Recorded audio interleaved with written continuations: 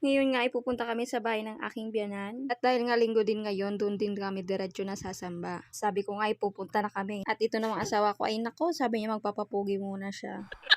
Yung anak ko nga inip na rin kaya gustong gusto niya nang sumakay. Nandun nga din yung aking dalawa pang anak sa bahay ng lolo-lola nila. Doon kasi namin napagdesisyonan na doon muna mag-aral yung dalawa. Kasi malapit lang yung eskwelahan at di gaanong kadelikado sa kalsada. Kaya thankful talaga ako sa pamilya ng asawa ko. Dahil sobrang babait nila, tinanggap nila yung dalawang anak na doon muna sa kanila. Ngayon nga ay paalis pa lang kami ng bahay. Mamayang hapon na kami uuwi pabalik para naman masulit ko yung oras ko doon sa dalawa ko pang anak. Mula Bayasong hanggang sa Pai, ilang minuto lang dinanive ng asawa ko yan. Dahil bukod sa proud siya sa sarili niya na pogi siya, proud din siya sa sarili niya na magaling siya mag-drive. Chareng!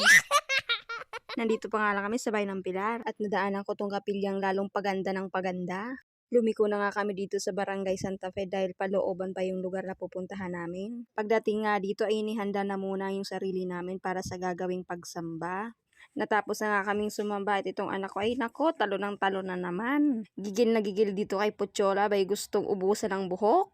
Lumabas na nga kami ng compound para antayin yung asawa ko dahil may hinatid. At ayan, pagkarating niya nga ay dumiretso na kami dun sa bahay. Pag pumunta nga kayo dito ay puro dagat nang nasa gilid nitong lugar. Kaya kung bibisita kayo sa lugar nito ay abay madaming resort dito. Perfect na perfect lalo na kung tag-init. Lumiko na nga kami ng daan dito dahil palooban yung bahay na pupuntahan namin. At dito na nga lang namin pinark yung sasakyan namin gawa ng hindi na makadiretso at masikip na yung daan. Nilakad na nga lang namin at nakita kong papunta na dito yung nanay ng asawa ko.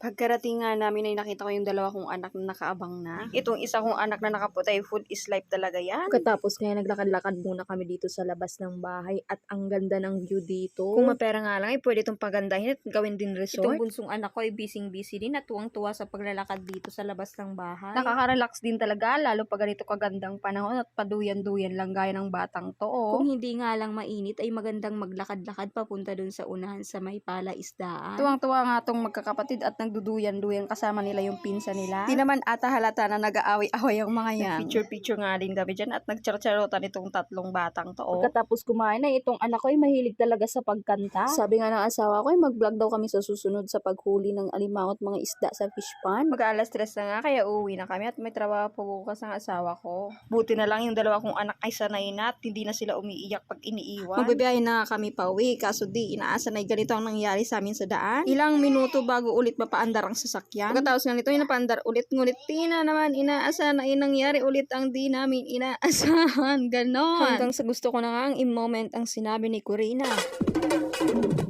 2, 3. At magpapatuloy pa ang pagbibilang ng walang katapusan sa buong buhay natin. So, ayun, nakaalis nga kami. Siguro mahigit 10 beses kaming patigil-tigil sa daan. Ginabi na nga kami ng pag-uwi at hindi na ako nakapag-video gawa ng lowbat na yung cellphone ko. Kawawa nga itong asawa ko dahil paulit-ulit yung chinecheck ng sasakyan. Ibali na nga daw basta pogi pa din siya. May ganun.